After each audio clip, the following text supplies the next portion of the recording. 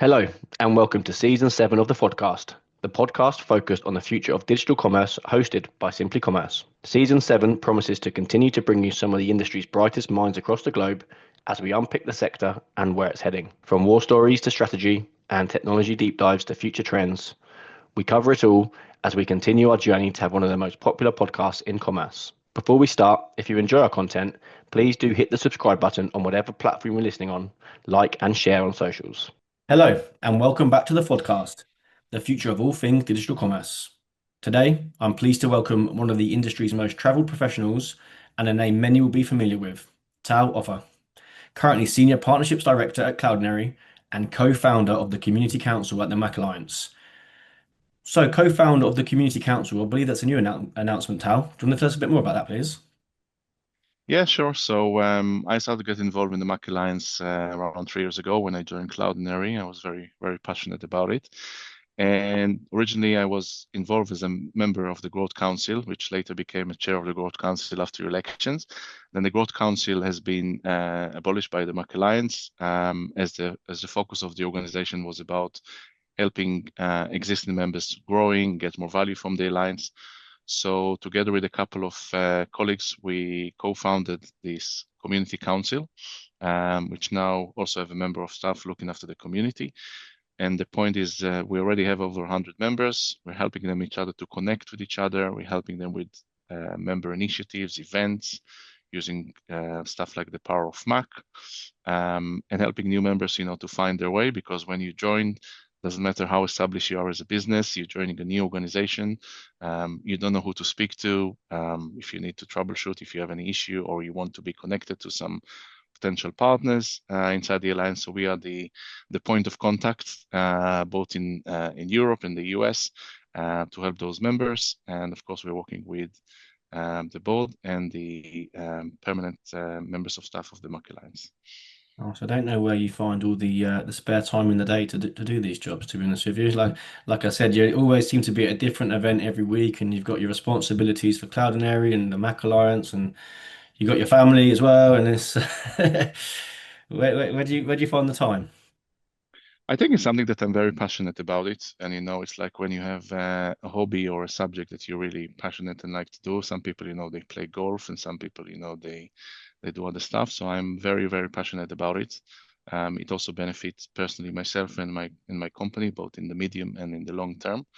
So I enjoy doing it, and it also gives me a lot of satisfaction, helping other people, getting well in their jobs and in their companies. Because I remember when I started, I didn't get a lot of help, and I had to find my way. So if I can help, people to do well, it's give me a lot of pleasure.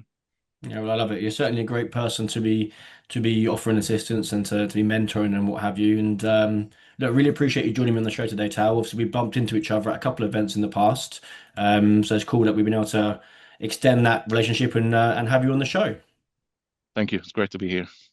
So today we will be focusing on the current state of the digital commerce market, and with yourself having just attended Shop Talk last week, I guess it's probably a good time to be having this conversation. So I think we should probably jump straight in and just give a quick summary of where we're at as an industry right now. Obviously, there is a lot going on, and a lot's happened over the last 5 years, and we just play it through and see where we're at right now. So yeah, how have you seen the industry sort of play out over the last 5 years, Tal?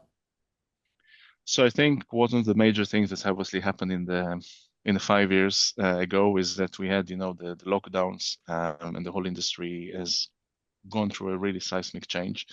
And for many companies on the vendor side, those years between 2020 and 2022, 2023 was huge growth in terms of new business. More and more businesses, whether they had online presence or wanted to expand their online operations, they're in the market to buy technology, to try new things. Budget-wise, it was great time because companies had increased revenues, sometimes increased margins, and we're looking to experiment and to try new technologies and stuff to meet their customers' expectations. So for companies like ourselves, Cloudinary, we saw huge growth in those years with what you do. I know that a lot of our friends in the industries have experienced the same. And also, I think there was also a lot of big projects. When you look at the solution partner side, and the agencies and the system integrators, there used to be a lot of big transformation projects, big bang, deals that we're going through with replatforming and CMS and the DAM and OMS and such, and all of the things that the customer want to change. And this has changed, so I think a year or two ago, the market dynamics have really changed. You're seeing smaller projects. You're seeing very specific projects that the customer try to solve a certain problem that they have with their tech stack or with their operations. And then they go to the best of breed solution, if you want to call it in that space, and benchmark who would be the best to fit their needs, the costs, product roadmap, etc., helping them to solve the problem. So there's been a lot of changes. Some are good, and obviously some are not so good. But I think for any company in that space that operates, you really need to evolve as a business. So it means it's how you sell your solutions, how you go to market, how you work with your partners, how your product roadmap looks like, and also how you sometimes price a solution. You need to be very creative, and also look at your ideal customer profile, because for many companies, they were, for example, dealing a lot of years in retail customers. They're very comfortable in that space.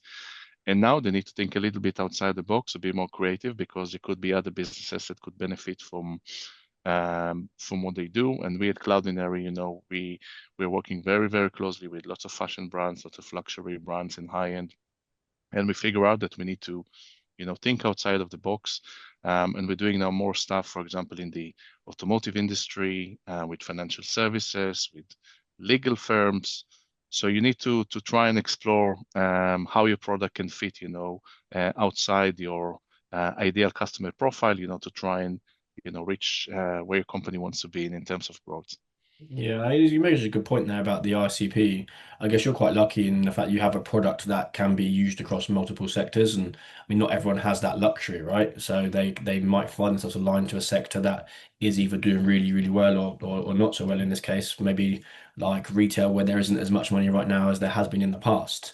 But if we look at retail as an example, because that's where the majority of the listeners would sit, either within retail or services and products that are delivered into retail.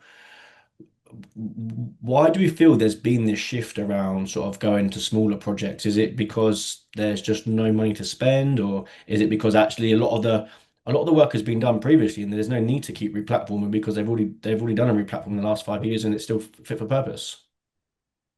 Yeah, so first of all, I think unless your system is completely broken and it gives you a really hard time, and you know that you miss revenue, it impacts your operations, it impacts lots of other parts of the business, you're not going to look to change it.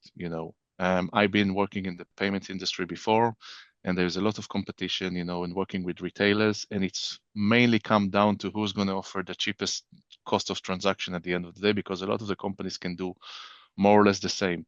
Now, when you look at payment, for example, unless you have very high decline rates of declines, money that you can actually recover by maybe using a little bit more advanced technology when it comes to payments, you're not going to change your payment provider unless you have, major issues. And that applies to other areas, unless your platform really holds you back, you want to go international, you can't do multi-store or multi-catalog or other things which are important for your business, you're probably going to stick around. But the point about cost is quite a major one, because for many retailers, the margins has been squeezed year on year, especially in the fast fashion space. You have the increased costs of shipping, you have the increased costs of returns.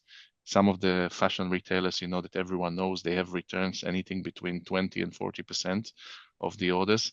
So that eats a lot into your margins and into your operational revenue.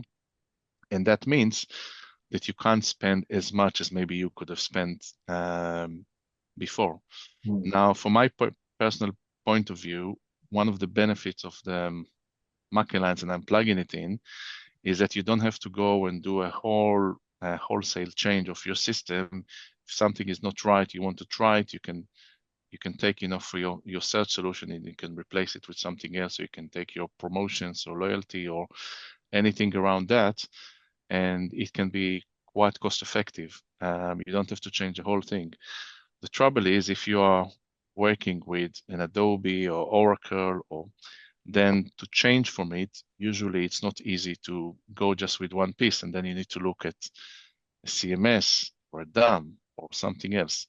And that's why the retailers and the merchants which rely on the old monolithic solutions, they are more reluctant or nervous when it comes about changing. It needs more time. Usually there needs to be more than one ISV involved in that. And usually there needs to be as well a partner involved, to make a whole business case. I can give you an example. We've been speaking to a very known high-end UK brand for quite some time about consolidating the tech stack, taking 3 old legacy solutions and consolidating into one. And they're still not a customer of ours because they got a new CEO, which came last year, and he decided to prioritize other areas in the business, even though the product team wants. So you have this kind of constraint in the business that, they may not have a budget, or maybe there is a new CEO, CTO, CIO that came in and changed the priorities of the business. And a lot of the vendors in the market, they all go around the same customers, around the same ICP more or less, same size business. Everyone wants those flashy logos, everyone wants the same customers.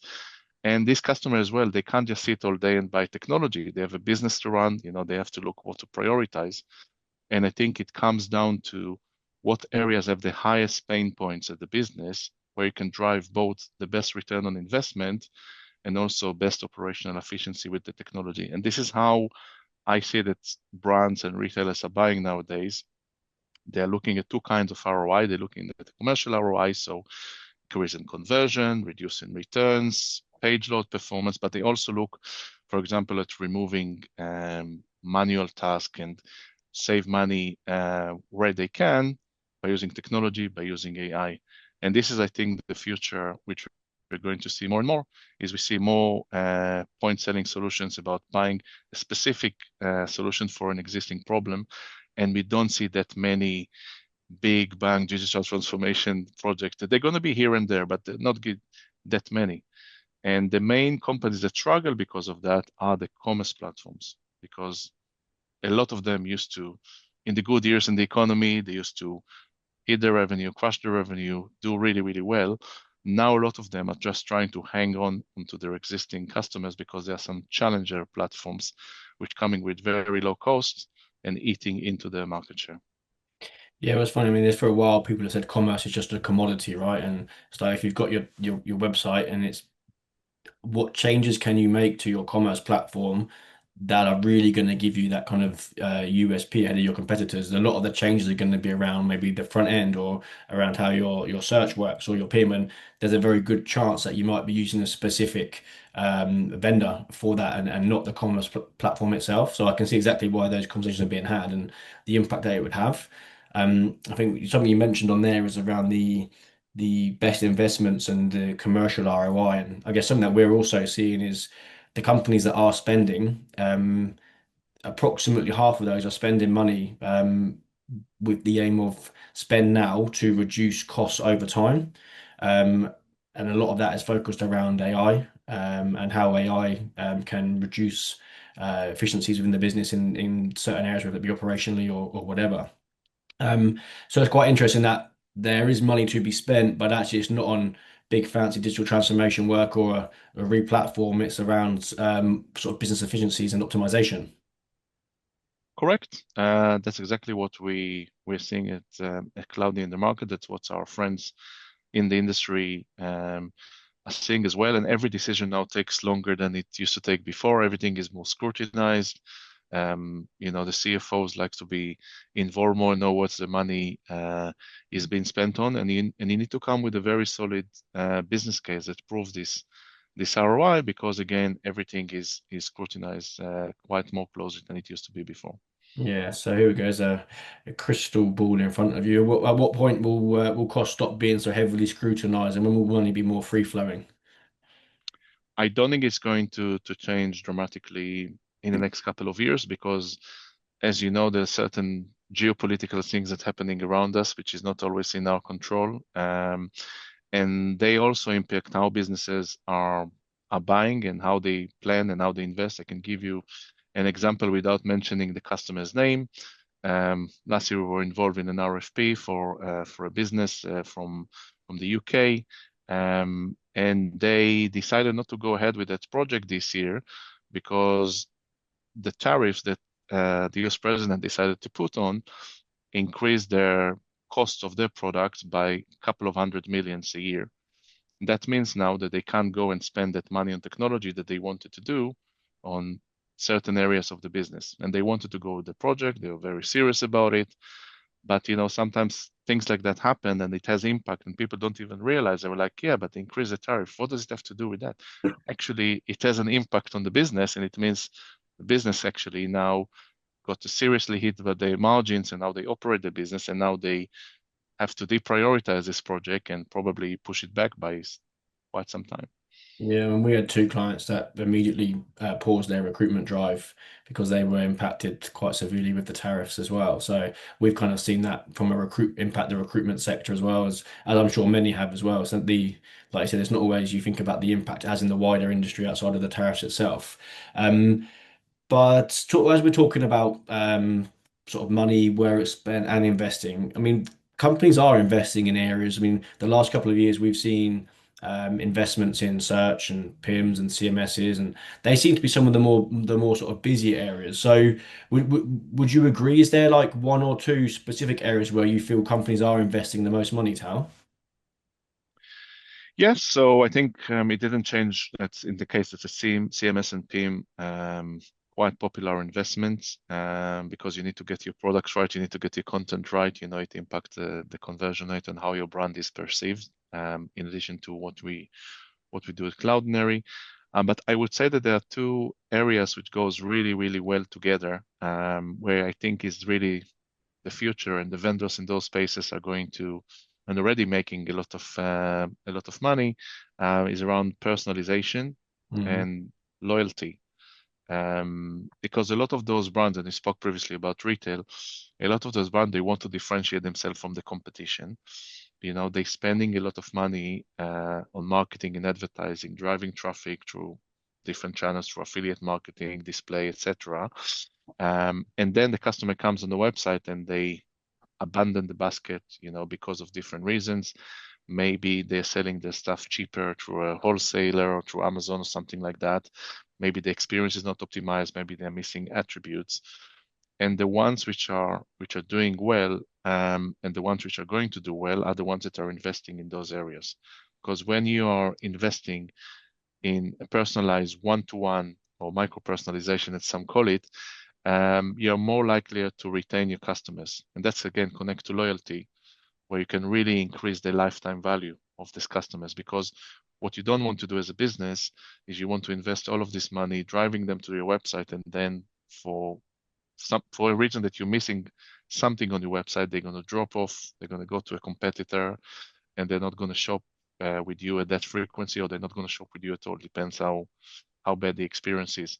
So I think that the vendors and the players in that space are doing really, really well. I probably will mention one which I'm really, really impressed by their growth. Braze, which are also part of MACH Alliance, they've been doing really well with the CDP platform. Okay. And a lot of the big companies, want to use a solution like theirs or competitors, because they want to take the existing data that they have, learn about the customers, and then serve them with relevant, banners or offers or anything which would be relevant for them, for their shopping experience, to make them come, to spend more money, to tailor offers to them, promotions and all of that stuff. So this is the area which I think going to see a lot of investment in. The big supermarkets are investing heavily into that space.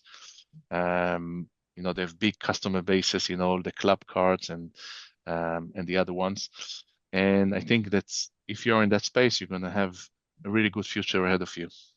Yeah, the whole kind of personalization as like piece has really interested me for a long time because there has been so much improvement, but I mean, it was all. I mean, there was next to no personalization for a long time when it was awful. But it still amazes me though. I look at some brands like Zara, for example, and obviously they're widely known as like one of the leaders from a digital customer experience point of view.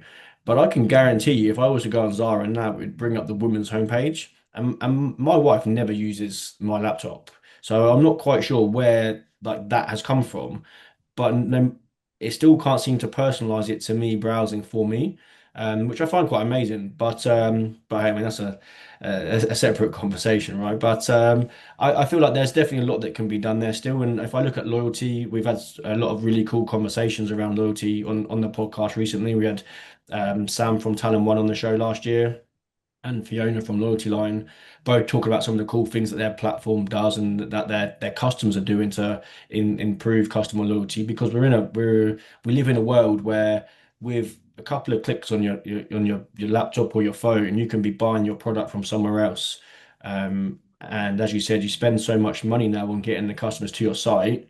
You need to keep them, and a really good way of doing that is by having loyalty programs and like gamification and that kind of stuff. Do you do you see that industry sort of developing further now? Obviously, AI is becoming more prominent.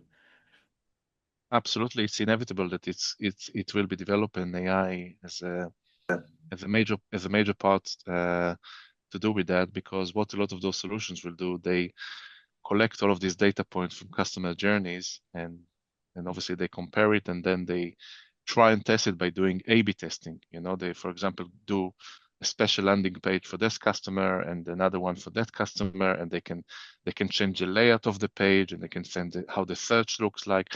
I find this honestly a fascinating space because it can bring a lot of value, and I'm always looking at it also from my point of view as a customer, Mm. because I want to know how I will enjoy shopping, coming to a website, having the best customer experience, which will make me to want to come again to this website. And I will probably single out one which I really, really like, which happened to be also a customer of ours, even though this is not really to do anything with we do. Paul Smith has been really doing an amazing job there with their new website that they launched last year. The search of the product and now the layout is very quirky. It's like the brand. And I think if companies wants to learn from someone, they need to look at what they've done and making it like a really enjoyable, finding the products, really connect with the brand, with the personality of the brand. You actually can really feel it when you go on the website, and it's not generic. Like, you go sometimes on website, they all look the same, they all feel the same. There's nothing really exciting about that. And as you say, gamification and other things, part of the customer journey can make it really interesting for the customer to want to check out, maybe to add additional product that they were not planning to buy, and then to overall increase the lifetime value and stay on with this brand moving forward.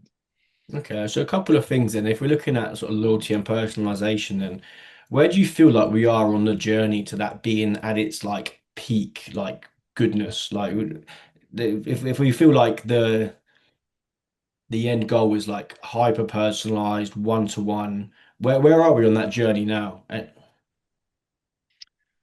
I would say we're not in the beginning. We're also not at the end. We're probably in the middle, because this is an area of trial and testing. It's an area that you have to, again, to keep evolving. I think what a lot of brands were trying to do around loyalty for many years is to try to discount heavily. And they found out that, it doesn't really work. They get the customer come to them only on Black Friday, and then you never see them, and you have high returns because of that. So I think in a way it's good that you see less heavy discounting as used to be. I Mm. think now a lot of brands try to understand the customers, what really motivate them, their shopping habits. So I think there's still more work there that needs to be done. And I think also any brands that sells internationally on their website, personalizing it, making it, really nice experience. You can recognize where your customer is from. So, your customer um, is from New York, and, the weather in New York is this. So you can maybe target them to buy summer clothing, or you can vice versa, someone from a cold place, they need to buy coats, so you can really focus the customer journey on the products that they are more likely to buy. These are the kind of things that some brands are doing it, but you don't really see enough of it. Mm. And I think the ones that are going to push it as part of their strategy they're going to stand to win more in the long term, because again, the customer experience journey is not going to be generic. It's going to be tailored to you as a customer. They know about you. They know about what you searched before. That's why they're also displaying these kind of products and where you're from and all of those things. And it can really move the needle for a lot of those businesses. Yeah, as a customer, I'm really torn because going back to what you mentioned about the discounting strategies, there were a lot of retail brands that would just send discount codes out every month. And as a customer, that was great because I knew at some point in the month I was going to get between 10 and 20% off. So I would just wait for that discount code before I bought an item. And that happens less now. So as a customer, I'm probably going to be paying more now for an item than I would have maybe last year. But then at the same time, I look at the experience has generally got better, and actually their targeting has also got better. So now I might end up buying things that I wouldn't have bought beforehand because I wouldn't have seen them beforehand. Whereas now they're pushing the right products to me. So I find it really torn. It's like cost versus value, isn't it? And you don't mind paying a bit more if you get a better service or whatever it might be. But there is a part of me that's a bit gutted. I don't get 20% discount codes every couple of weeks anymore. But maybe you buy only stuff that you need, right? So sometimes before that you would be, impulse buying because you knew you're going to get the discount, and you waited for the time and you buy stuff that you maybe not going to wear, or you're not going to need it sometimes. So Exactly. maybe for sustainability, it's actually better because there's less returns, there's less deliveries, and you buy stuff that you actually need and you want to buy, compared to just buying because there was a 20% discount or something like that. I think there's also some benefit from it. And of course, margin wise for the businesses, a lot of businesses, when I mentioned earlier the margin issue, a lot of them were, for example, selling on marketplaces and different places. And sometimes you go and you could buy a Ralph Lauren polo here for much cheaper, and you went to their website and the website never had discounts. And you're like, okay, if I can find it cheaper, I'm going to go here. And companies, for example, like Under Armour really, really struggle because they became over reliant on Amazon for their sales. People will not come for the website because it will be cheaper to get it through Amazon, and it's not a great strategy.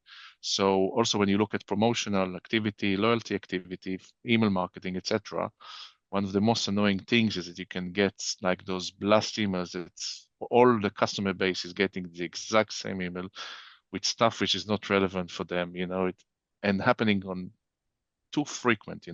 You want those marketing promotional materials to come to you less often. You want them to be relevant for you because you don't want just to click delete or unsubscribe or all of that. This is again some things that brands need to take into account, how not to create this customer fatigue, this discount fatigue, around the brand. Don't market to us too often. Give us the right stuff. Otherwise, you are at the risk of losing us as a customer because we're going to go to brands who get it right. Yeah. Yes, it's certainly been an interesting space, and given what you said, it sounds like there's going to be a good kind of maybe year or two ahead of us as well with some cool innovation and what have you. And just quickly going back to what you were saying about Paul Smith, and I think that's to me that's a really good example of um, having a composable tech stack. Obviously, Paul Smith recently went live on Centra, didn't they? And I hear really good things about the platform. But a lot of people that I speak to, they would say to me, if your brand hasn't got a differentiator, then something like a Shopify or a Monolith could be like quite good for you because you're selling your products and you want to sell your product probably as cheaply as possible. But if you've got like a genuine differentiator, in this case, it's the quirkiness behind Paul Smith and bringing their brand to life, then maybe that's not possible with an out of the box platform. And actually, you need to put your own tech stack together to bring it to life is maybe where you need to go. And I've not actually looked at the website, but it sounds as though they've hit it spot on. Yeah, they hit it spot on. They're working with a couple of different other solutions from MACH Alliance, which I don't remember all from the top of my head, but it's exactly what helped them to really compose, if you can say it, compose the whole experience, the best search experience, the best media experience, the best content experience. When you put it all together, and it did take them quite some time until it all came into play, but then the final product is like a stew that you leave overnight, to cook for really, really on low fire, and then when you open it, it's flavorsome. You just want to eat from it and enjoy from it. This is exactly like the website. it's brilliant. It wants you to spend more money, and their products are not cheap. They're quite high end, but they're doing really, really well without having to do heavy discounting. So I think that they got it right. So one of my favorite things on here is the analogies that people share. And there we go. It's like a stew. Love it. I'm going to keep that one. So just before we move on, obviously you have just been at Shop Talk, and there would have been loads spoken about. But would you say a lot of the conversations that you were part of and the talks that you heard were focused around sort of topics that we've just been discussing around loyalty, personalization, or obviously AI is going to be involved as well. But was there anything else that was being discussed? I think definitely loyalty, personalization, and AI dominated a lot of the conversation that I heard, and a lot of the conversation that my friends in my network had. It was quite evidence that the big monolithic platforms were not there at all. So SAP, Salesforce, Adobe, they didn't have a booth, they didn't have a Okay. presence. They Interesting. left the space primarily to commerce tools and to Shopify. Shopify really, I think, really going to benefit long term from this event. They brought together both couple of SIs and couple of ISV vendors with them onto their big booth that they got. They get also a couple of successful side events around a boat ride in Barcelona and a few other events. So they stand to benefit from it really well. They're already eating into the market share of the big platforms.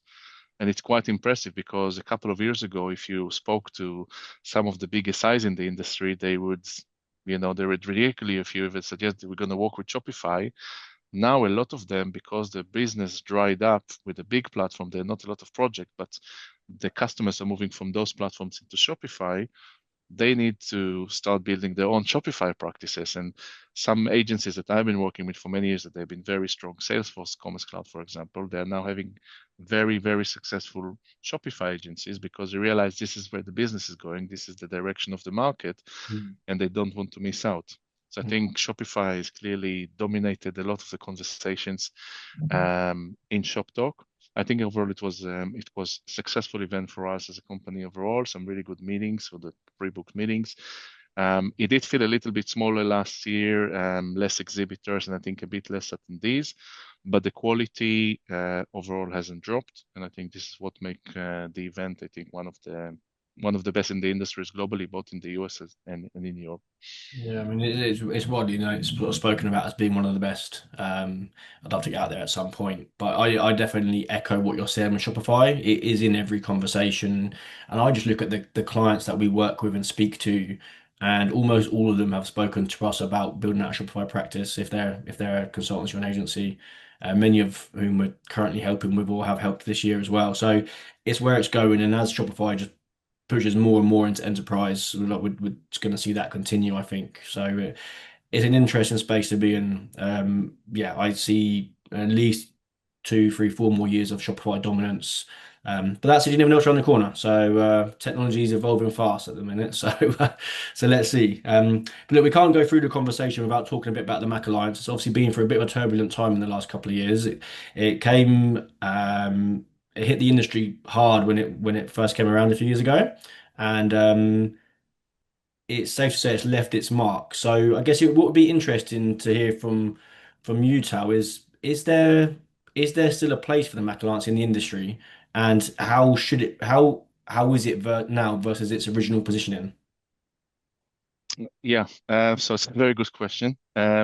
I think there is a still place because if there was no place, I don't think that I would be personally involved in spending my time and my effort. I still see a lot of value, but I think like any organization needs evolution. It needs to be involved, and in the case of the MACH Alliance, I think one of the key things that the organization is focusing on is now retention of the existing members. Giving them more value. That's why we have the community council. We launched a new forum that all the members can interact with each other. There is a way to have some conversations there. There are chats, there are forums. People can really help each other, which before that it was a little bit more difficult to do it, over Slack. So we have like a central platform where every member can log in and they can find what they need. They can find training, they can find stuff, related to MACH Alliance. I think as well, everyone saw, the news lately about a certain platform that decided to leave the MACH Alliance. I think, when you join this organization, you really need to be all in. You really need to be convinced that you want to go in that direction, and you're not just doing it for marketing and PR purposes, like certain companies, I think, done. The more effort that you put in, the more resources that you put into your journey when you're a member, the more you're going to get out of it. And that's why you see the companies which benefited the most from the organization, the commerce tools of this world, Cloudinary, Contentful, and others, are the ones which really invested a lot into it. So, when you join, you have to go through evaluation process. You need to be certified. It's not an easy process. And of course, you need to pay the membership fee. So you need to be fully bought into the idea. Now, I think the MACH Alliance did a great job in the fact that everyone now speaking about, MACH as an acronym. Everyone speak about API first, about composability, etc. Now the question is, where do we go from here? And I think in certain markets, there is already a very good presence for MACH in terms of principles, in terms of adoption. But it's not the case in every market. I mean, the US market and in Europe, in some markets like the UK, are doing really well, but there are certain markets in Europe where there is a really, really good potential. So I think as far as I'm concerned, the future of the MACH Alliance will depend a lot about the collaboration between the members, how they help each other to grow as a company. And that's why I'm basically involved there, because I believe it has a role to play. And we can all be winners at the end of the day by being part of it. So let's try and make the most of it. Yeah, I mean, you're right in what you say. I mean, you go back a couple of years and MACH wasn't a widely known acronym.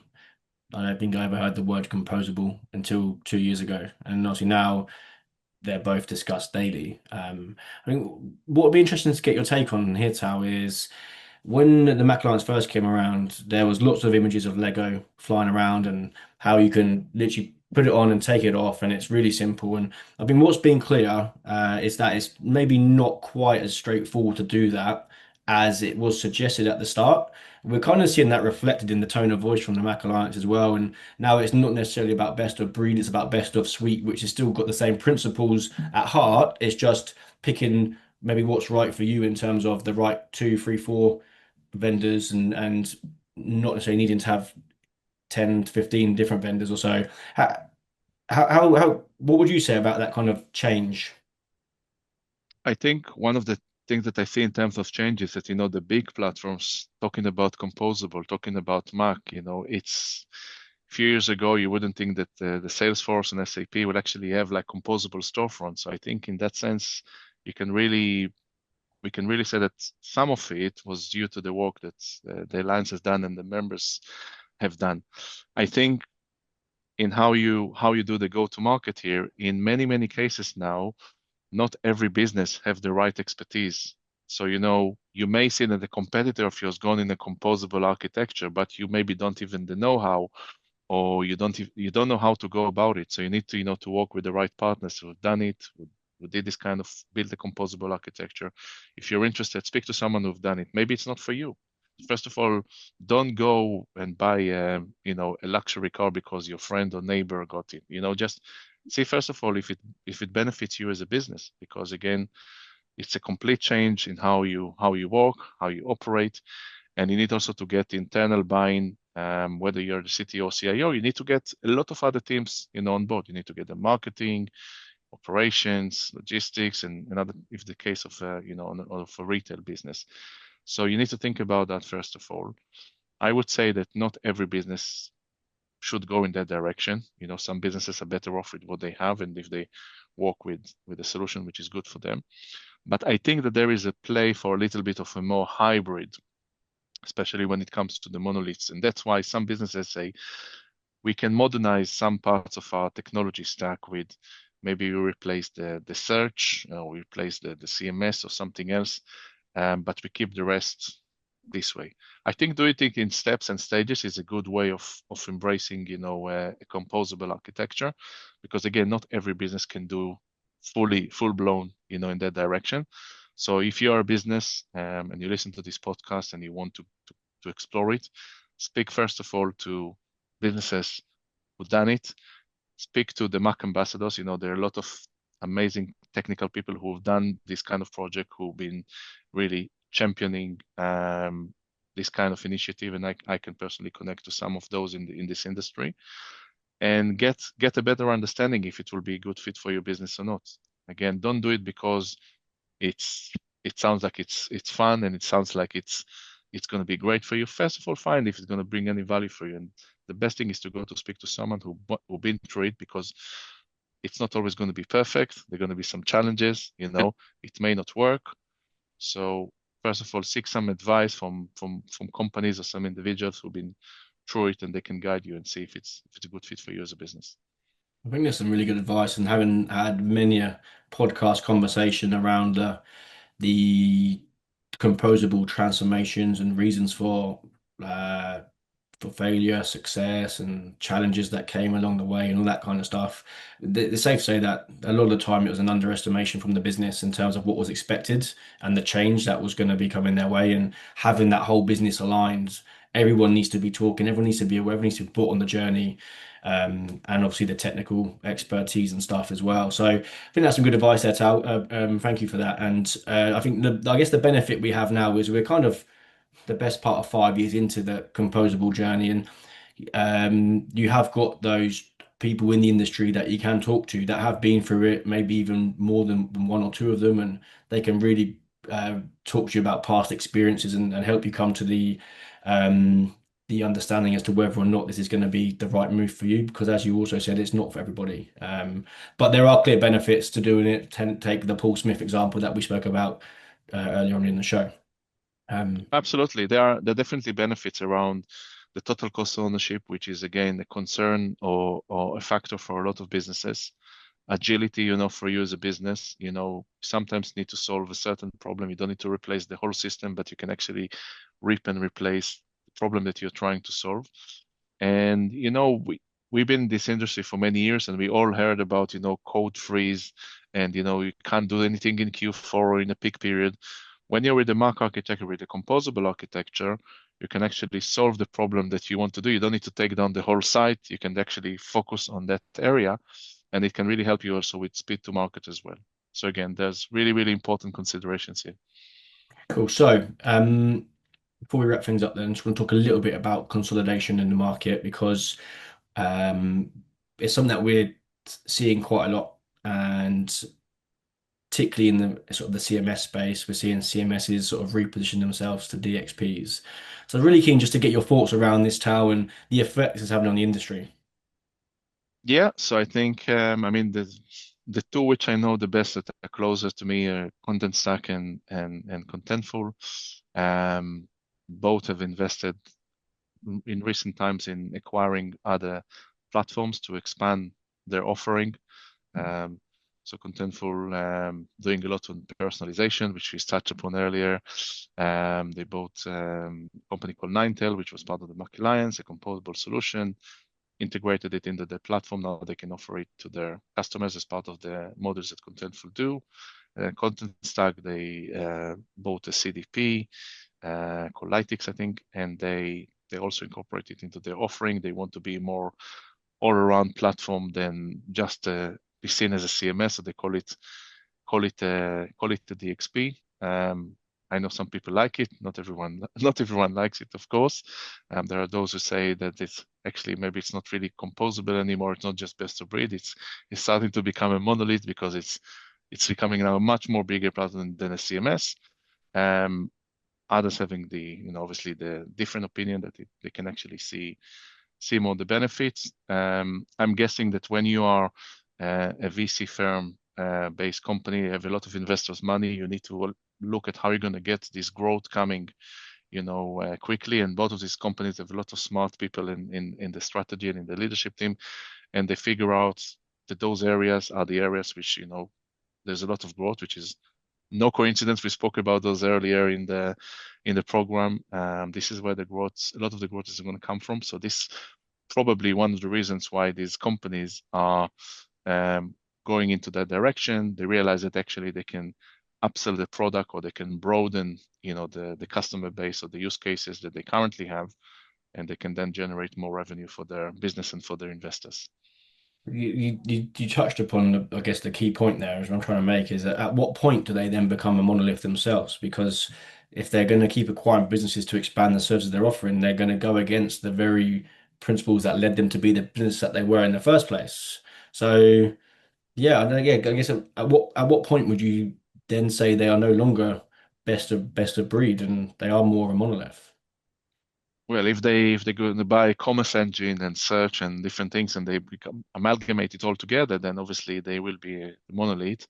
I struggle to believe that's the part of the strategy moving forward. I don't think that anyone wants to buy today a commerce platform. There are not many projects at the moment to be won in that market, but the projects that won in that market are, I think, are in those areas where they make the investment. But I think in general, what you will see in the market, as happens in every industry, there has to be consolidations. There are too many tech companies in the market that they offer maybe a niche product, a niche solution. They can't really grow, they can't really thrive, and some of them will be, will be bought by some other more successful businesses who can then hopefully take these products and get them forward. The trouble sometimes when a big company buys another platform or another product, especially if it's a too big company like a Salesforce, Adobe, or Oracle, they can buy it because they have a lot of cash available, and then the product is not getting developed. And that's like I would say, the main disappointment, that a platform buys another technology and they don't invest in the product roadmap because they just think it's a revenue stream for us, and we're not going to pay too much attention to it because we think it's good as it is. It's not. And I hope that any DXP, any company that make this kind of acquisition, they're not just taking it based on the current technology of this product, but they continue to evolve it. Because if they don't do it, they're not going to win any additional business. That's definitely the case. Yeah. Okay, a really good point to end that on as well. Then I think with regards to the future innovation within the product as well and how that can be continued to be developed, and you're not buying it for here and now, you're buying it for the benefits it can give you in the future as well. Lovely. Well, I think that's a good place to wrap it up then. Thank you. Thank you. It's been a pleasure. Thank you for having me. I really enjoyed the conversation. I hope the listeners as well. And if anyone wants to reach out to me on MACH, Composable, or anything, feel free to connect with me on LinkedIn. I'm happy to have a conversation. Well, they'll likely see you at an event as well, I guess. What's Definitely. what's next in your calendar, Tal? So the next one, which I'm going to do, we're going to the K5 in Berlin. It's one of the big retail e-commerce events in the DACH region. So I've vested interest there. We're going to speak to a lot of our German and Swiss partners there and see some of our customers. And there's some other events coming in, but this is the most up to date one, which we're going to do. Nice. Awesome. Well, look, thank you again for joining me. I also really enjoyed that conversation, and yeah, lots of takeaways from that. And I guess one thing I would say is for those that were still listening at the point in which we're talking about consolidation, I'd love to hear your thoughts and whether or not we'll see further consolidation or if it's kind of gonna sort of stick to where it is now. So feel free to hit me in my DMs. But anyway, thanks again, and I'll see you next time.